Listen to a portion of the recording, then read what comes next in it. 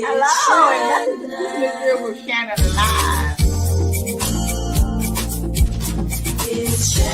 Because you don't know how it's going to turn out. My kids empowered me to get out. What's going on with this remote learning and in the midst of COVID? Working for different elected officials, learning and understanding how to put the community first.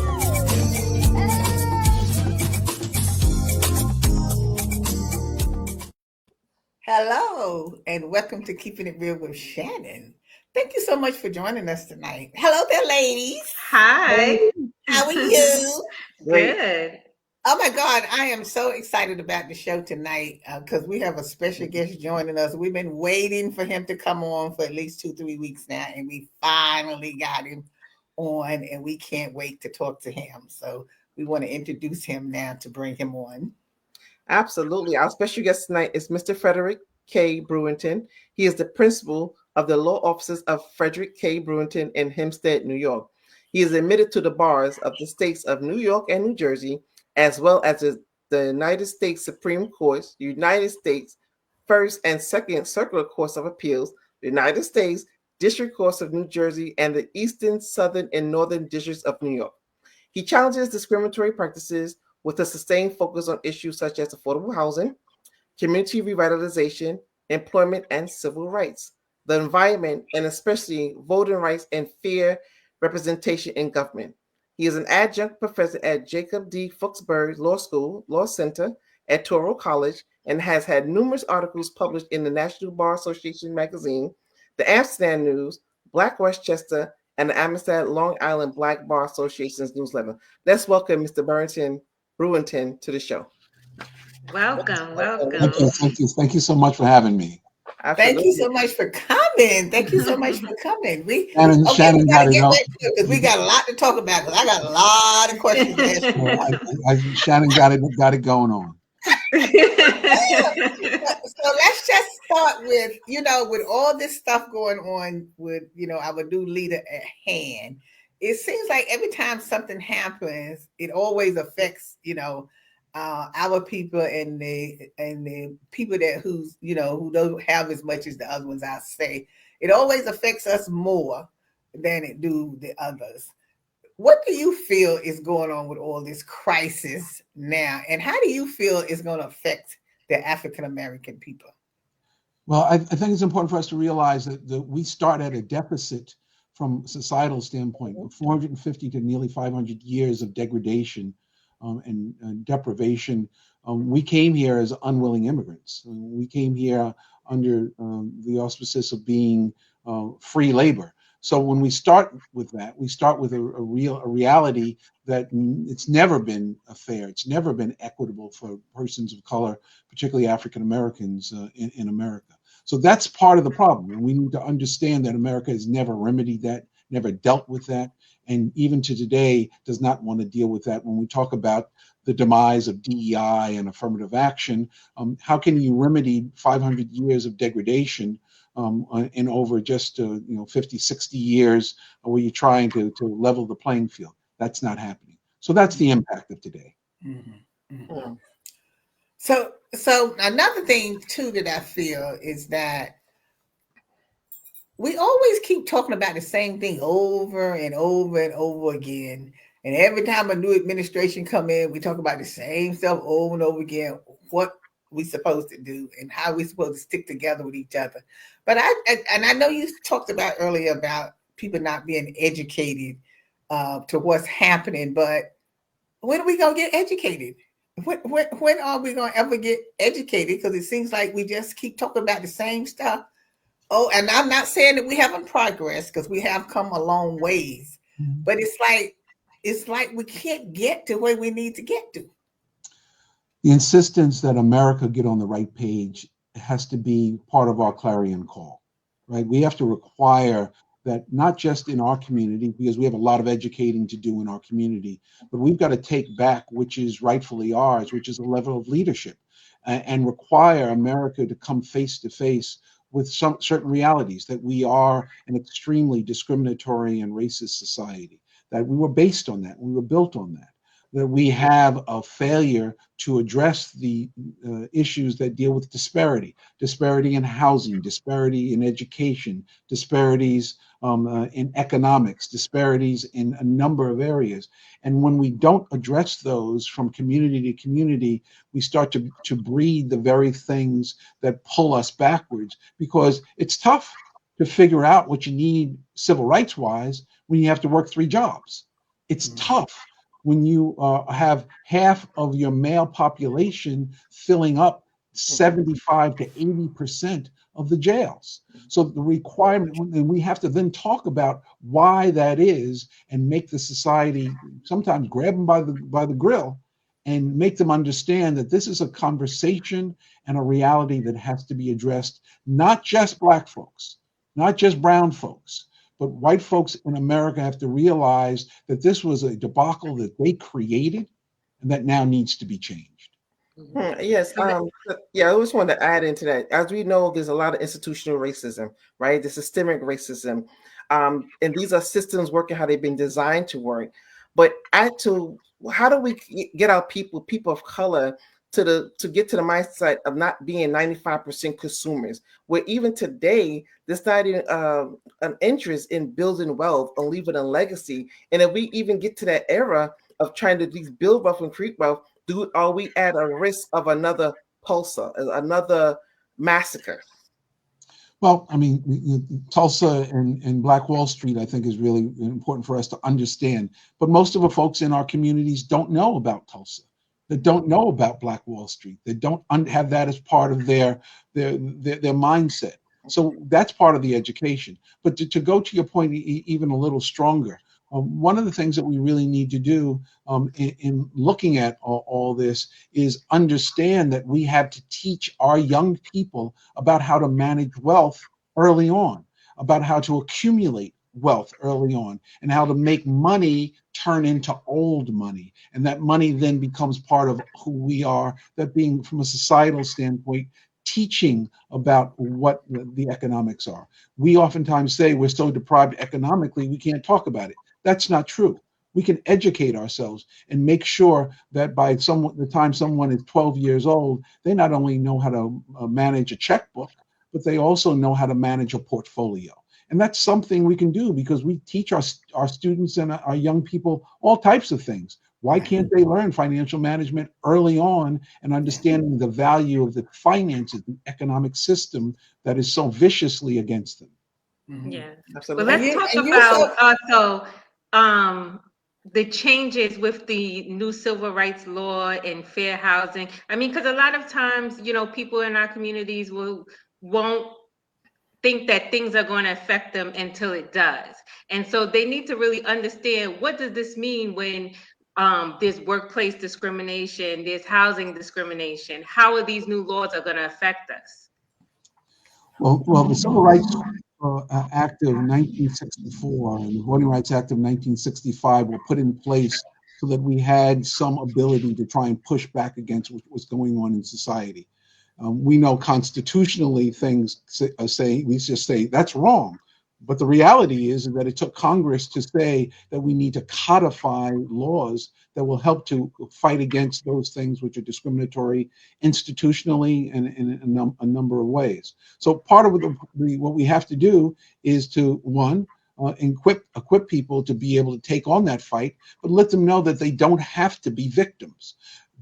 Being a victim is a very tough thing, and it also is demeaning and demoralizing. But when we give people the energy, the ability, and the strength to say, I won't be a victim, and I have information and know my rights, we can then seek out the information. Myself as a civil rights lawyer, see that every day. People are impacted, but don't know how to address how they're impacted until they have that knowledge. And that becomes part of education, which I know we're going to talk about in a little bit. And that's another thing, Mr. Brewington, that really annoys me is the voting. That when people don't go and vote or say, "Oh, well, I'm not going to vote for them because they're not going to do anything anyway," I'm not going to vote for them for this and that. Like, don't you get it that when you don't go vote, it's just, it affects the other person as well? Because just like if you don't go and vote, that was a vote for Trump right away, and that Do you remember the movie Selma? Do you ever look at the movie Selma to see people dying on the bridge because they wanted to vote? And here you talking this nonsense about you not going to vote, but you want to have rights for everything, but then you don't want to do what you're supposed to do when the time comes. You don't understand why your community does not get all the resources they're supposed to get. It's because your community don't come out and vote. Mm-hmm. Sister Shannon, I mean, you hit the nail right on the head, right? But part of the thing is, when we look at a movie like Selma, many people look at it as entertainment. They don't look at it from a historical perspective. And that makes that's part of what we have a responsibility to do. That when we look at a historical reenactment of what we have gone through, that it's not just seen as entertainment or something that we can blow off in the next half hour. It's got to be internalized, and that becomes part of the educational process that we have a responsibility to for our communities, both young and old, so that we understand what those lessons mean. A lot of folks today, particularly some of our younger folks, don't understand what it took in order for them to have exactly what they have today and what sacrifices took place in order for that to take place. And if we don't teach that, if we don't become the griots under the banyan tree, if we are not the people teaching those lessons on a regular basis so that they not just see it as entertainment, but internalize it, that then becomes part of our responsibility. And we have to train other people as well. But it's always, I understand where you're coming from, and you're absolutely right, because every time it's time to put someone in office, we keep talking about the same thing over and over every 4 years or every 2 years when it's time to vote to put someone in office. I mean, how much training do we need to tell them when you keep saying you need to get out and get to the polls? This is a constantly thing going even before the elections and things start. But I just don't get it. Like, why are you complaining all the time when you don't want to do what you're supposed to do? I think what I hear a lot of times is that it doesn't matter, because what they see is the politicians will say, oh, I can do this, I can do that, watch and see, and then they don't see any changes. And it's like, well, what's the point in voting then? Because everyone says they're going to do something, but nothing ever happens. But you know what? They need to hold the constituents accountable, right? Why do we only get the information during voting? What happens in the years in between each voting process? Right? Why do we have to learn overnight about a candidate that's running for something? I want to know what's going on throughout the year, throughout the community, throughout the month, the day by day, processes. Why do I have to wait till when it's voting? And nobody wants to. Okay, then hold that thought, Mr. Brewington. We're going to take a quick break, and we're going to be right back. We'll be back. Hello, this is Marshall Cuellar, and you're watching Keeping It Real with Shannon. It's Shannon.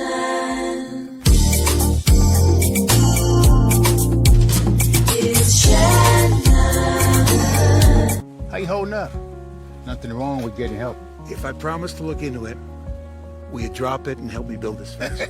Now you need my help. If you or a veteran you know needs support, don't wait. Reach out. Find resources at va.gov/reach.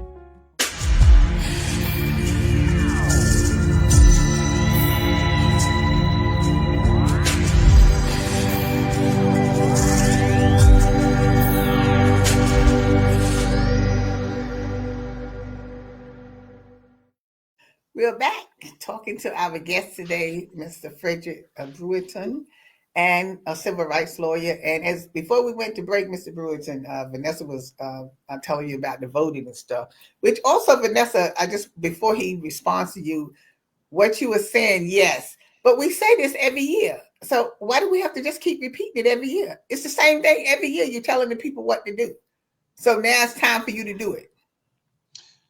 Well, the thing I was going to say is that telling people what to do and them fully understanding it are two different things. And part of what we have gotten away from, I don't know, it's the older folks that may be listening and watching may remember that there was a time when we had a class called citizenship. And we understood what the intricacies were of government, how it interacted, how money came into the communities. If you were to ask most people in the community, particularly the communities of color, how government actually works, how it interacts, where money comes, what CDBG funds are, what home funds are. Most folks will have no idea and not understand that the money comes into communities through federal and state dollars for the use and programs that they need to have prepared for them. So as a result of that, one of the things that we need to do is make sure that that happens. And we can do that. We don't have to wait for somebody to do that. We can have training sessions like that in the basement of the church every Sunday and make sure that 10, 11, 12, 13, 14-year-olds are fully trained in the electoral process and the impacts that impact our community. But it does take our leaders to buy into that. And as a community, that's our responsibility to do that type of education.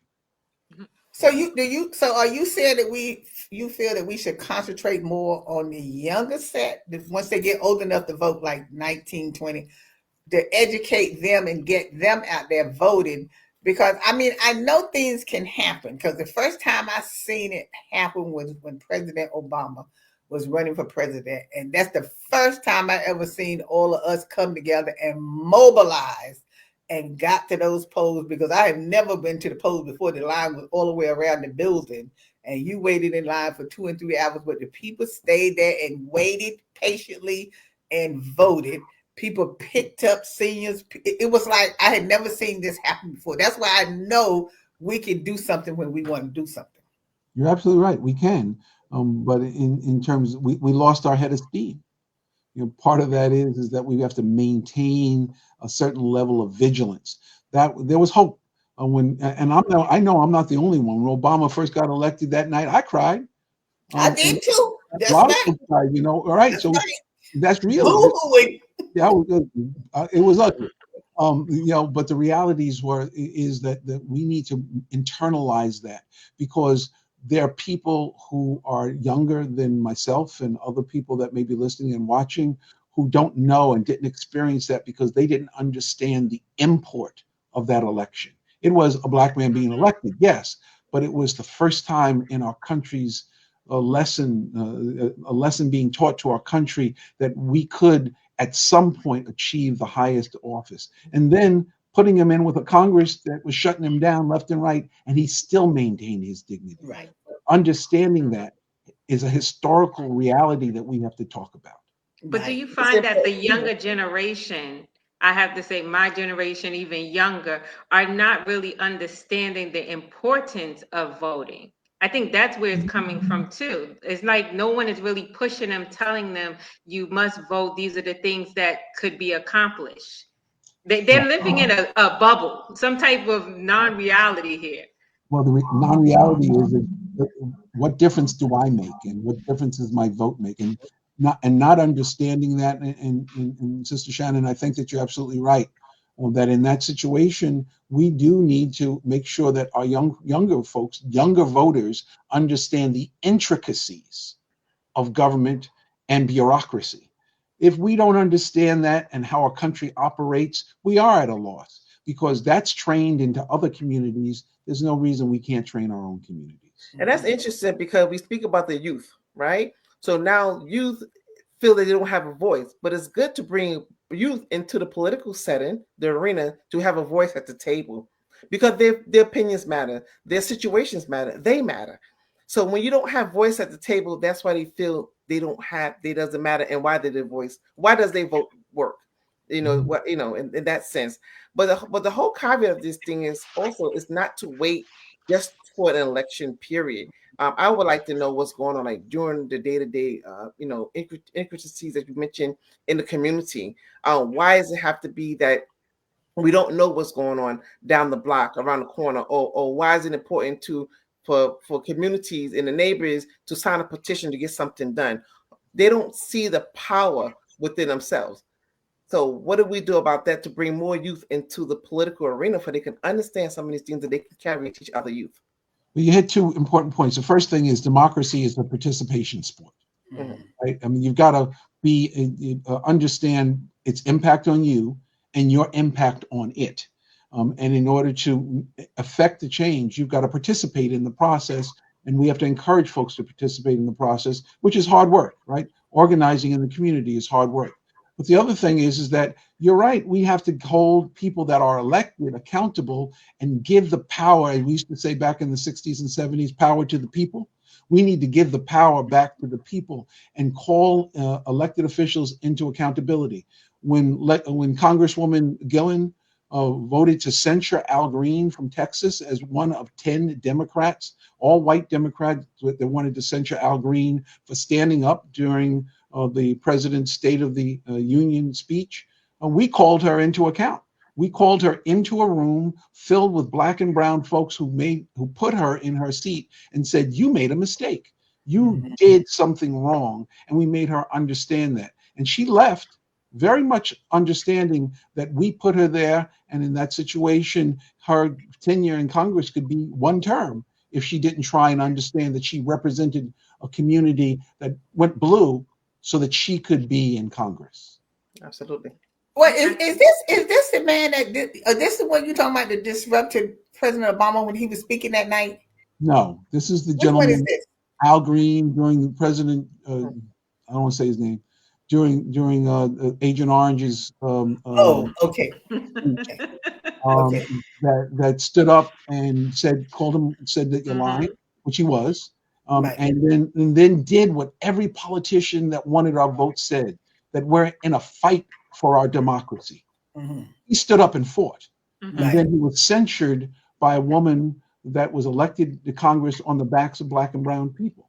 And that was something that we immediately called her into. She came into a room right down the hall from my office, here in my office. It was packed. It was a standing room only. And we told her how we felt betrayed by her actions to censure a black man who stood up, a senior member of Congress, stood up and dared to say that I'm going to stand up like and get into good trouble. Good trouble's got a meaning, and we need to also teach that. Yeah, because I was very upset when Obama was giving him speech and that other guy stood up that night and disrupted him, and he wasn't put out. And I'm like, why did the president have him put out? You can have him put out. Why did you let him stay there? But see, the difference is that at that time, and I'm not saying they shouldn't have been put out, but I say the difference at that time was that President Obama was not wreaking havoc and was not raping and pillaging the country the same way that the current president is. It's a difference. And it was an attack. It's an attack, a whole hog attack. That's down from home, right? Whole hog attack on people in the black community who built this country. And at this point, he wants to erase from the face of history. It's Now, with interesting. everything going on, how do you feel like with all of this going on? Do you think the Democrats are doing enough? Because I'm like kind of tired now because I'm not hearing enough, even for my people in New York. I think I need to hear a little more for them, making some noise about what this president is doing and what he's getting away with. I mean, like, why does everybody seem to be so quiet? Because we're quiet and we're expecting them to say something when we're not calling them into account. The good doctor here on the screen talked about accountability. If you don't say to these elected officials, I need you to stand up on the floor of Congress and state the truth, truth will never be told. And in those halls, those hollowed halls, that is the responsibility, if we want to make sure that we're heard, is to make sure that history does not try to erase us. Yeah, because I couldn't believe Schumer, the way he voted, I was like really shocked at him. Well, but there, what's happening here? Sister Shannon, that also requires some conversation, because voting a certain way and who it will impact and won't impact is also important for us to understand, because the pundits will all say, oh, he caved in. But if indeed there is no budget, and if indeed there is no dollars flowing to communities, some mothers may not be able to feed their children. And we need to also understand that sometimes votes have to be taken, which are hard votes. And that doesn't mean that we shouldn't have the conversation. I understand that you're saying that, what his vote was, but that's part of us understanding that sometimes we need to really understand the intricacies, because his vote and his vote no may very well mean the government shuts down and people who need that dollar coming into their bank account can't care for their families. Yeah. He had to make a tough decision. Yeah. Shut the the country down, or hold his political line. Sometimes you got to do that, but also you have to know what the outcome's going to be. Yeah, I remember. Yeah. Listen, can you stay a few minutes? I got about 2-3 more questions to ask you, and I'll let you go. If you can stay a few minutes, you got a few minutes? I'm going to stay with you. Okay, good. You want to stay with us for our after show. So thank you for joining us tonight. And as always, join us. You can still stay on and you can see the after show with Mr. Brewington. If not, you can always catch us on Saturdays at 5:30 p.m. on Brick Arts Network and Manhattan Network at 2:30 p.m. And you can always come back and look at the show later. So as always, we'll see you next time. Today's show is sponsored by Abu's Bakery. If you have a sweet tooth, stop by Abu's Bakery for some delicious cakes and pies. Would you like beautiful pictures for your home or your office?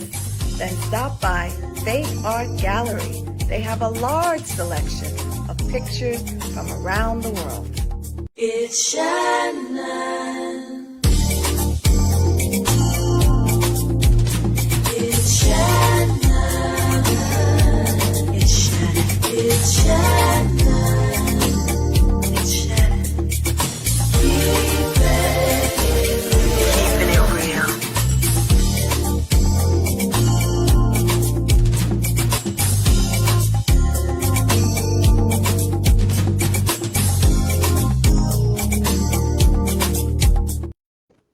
Thank you for joining us for our after show, because we couldn't let Mr. Brewington go because, it was getting hot and heavy in here. But I had just a couple of more questions that I needed to ask him. Mr. Brewington, I want to, talk about this tariff thing that's going on with him now, because I can see it looks like it may last a while. And if it does, it's really going to hurt us. It's really going to hurt us people that can't afford this extra price when all the food price go out, all the clothing go up. Now he wants to put the tariff on the Hollywood movies that's made, in the United. Is it made in the United States? No, made out of the United States. Do you think this is gonna last? Is he gonna be able to keep this tariff thing going? Because the other countries are really not backing down. China's not backing down, and the only reason he took some of the tariffs off the phones and stuff, because I guess he realized he needed a cell phone. I believe that tariffs, as are being utilized in this way, is an abuse of the governmental authority and the presidential authority. And I think it's being done for a number of reasons. One, it's being done to impact the financial systems in America, so that people that are not going to be impacted by what happens when the Dow Jones and the stock market goes low, that those persons who are not going to be impacted, which take about 1% to 2% of the population, can then purchase in and gain a big boom when they sell high, or they sell, when they actually sell high after coming in, when the stock market allows them to buy in. A lot of folks don't. It's really important in a situation like that to follow the money. And tariffs have an appropriate use if you're trying to create both political and financial realities and stability. But to use them in a vengeful and a unrealistic standpoint will only impact those persons that don't have the safety nets to catch them. And that's why the farmers so immediately responded. A lot of them voted for Agent Orange, and they immediately responded how it impacted them. They didn't see this coming, and he didn't care. But the reality is that a lot of them have drank the Kool-Aid. And as a result of that, we really need to understand that a lot of folks that support Trump are going to support them to the day they die because they're fanatical. They're not realists. Yeah, but is this interesting? It's interesting you mention that with the stock market, because as we know, when the tariffs and all the threats and all the distractions that was going on, there's a fear greed meter. And long as it's been a fear for weeks now. But now what that does is that empowers people who are worried, who's concerned, to sell off all their stock. And everybody just there, like you said, that's at the table of money, just there picking it up. Just picking it up. And this is how they're building their wealth and creating wealth. This is all a distraction. We are living in uncharted, uncertain waters. So we know that there's a system going on. We don't really know what it's going to go. There's a big thing going on with the Feds, with the interest rates, the unemployment, all these things. Now you want to hit the economic system with housing. And I know your work is with also advocacy for housing, but then how does those vouchers that may be impacted affect individuals that are being housed and using those subsidized benefits? One of the things, and Doctor, thank you so much, because one of the things we have to realize is all of this is interconnected. Mm-hmm. When we look at this isolation by isolation, we say, oh, what's the difference? What's the difference?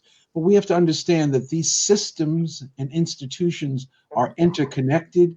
And that's why we need to do the education that we were talking about earlier in the pre-show, in the earlier show, because if we don't understand how economics really work, if we don't understand that what the waves are that happen with regard to economics and how that impacts community to community, we're at a disadvantage, because people do understand that. And you're right, when the stock market goes low and people say, oh, I bet I got to sell because otherwise I'm going to lose my shirt, there are people that don't care about their shirt who are buying it up, and they're going to then benefit in the long run. Elon Musk and all of his friends, what do they care?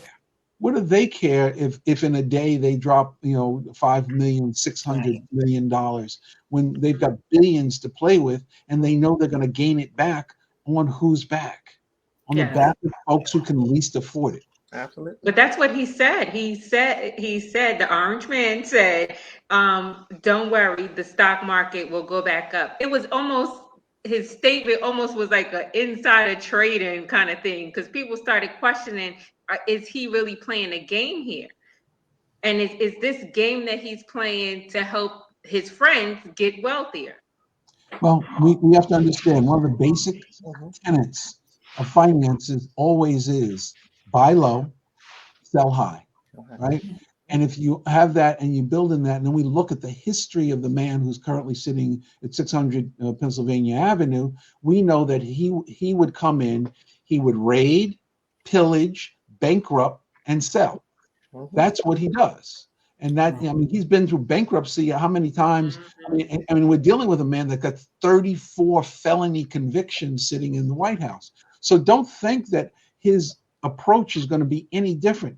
People tell you who they are, not based on what they say, but what they do. And if we take a look at that, and that's another reason we need to understand. We talked a little bit about why people voted the way that they did, because folks, took a bite of the forbidden fruit and thought that it was going to be okay. And we know what happens if we remain biblical. We understand that if we don't pay attention to that, we end up poisoning the entire process. I understand that point, Mr. Brewington, but my thing, I go right back to what I said again. Why are you tasting that fruit when he already told you what he's going to do? So why would you even think that he's going to change what he said he was going to do? This is what I don't get. Mr. Shannon, because he's telling you what he's going to do. I know that, but you're listening.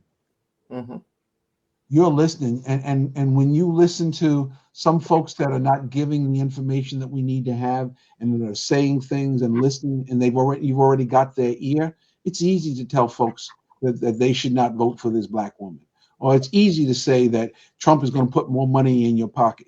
He'll put $1,000 in your pocket and take $5.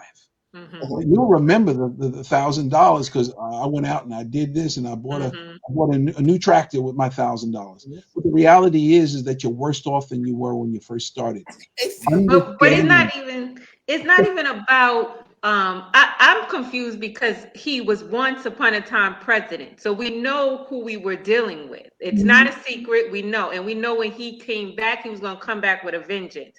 Why? I can't understand people's concept of why did they want to vote for him. It's not like we didn't know. We know. Well, you know what? Everybody. No, but I don't really know who to blame, right? Because first of all, if you have someone that's been convicted of 34 felonies, right? Never alone the ones that do 5 months, 6 months probation, parole, they can't even vote. It's able to still run for the highest land of the land. I don't understand why that couldn't put in place that would have prevented him from running. I just don't understand. I understand there's some benefits that people bought into him, and they want their ROI, they want the return on the investment, right? So they have to. It just seems like, is everybody playing the same game? Well, that then requires us to understand our democracy and understand what the Constitution of the United States says about that ability. He may very well not be able to vote in some communities, but it doesn't say he can't run for president. And if he does it while he's in office, one of the things is that he can be impeached. But the impeachment process is not necessarily a removal process. It is a sanctioning process that happens. And the impeachment process, we've had presidents who've been impeached and stayed in office in the past.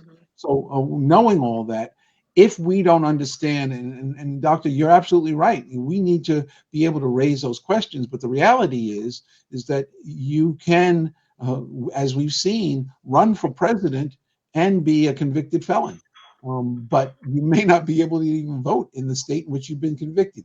That's why we should understand our Constitution as they intermix with the law. And that's a good lesson. That's a full evening discussion so that people understand how could that be, right? We scratch our heads. And the reality is we need to talk about that so that people are not asking the question, but understanding it. Right. But what can we do?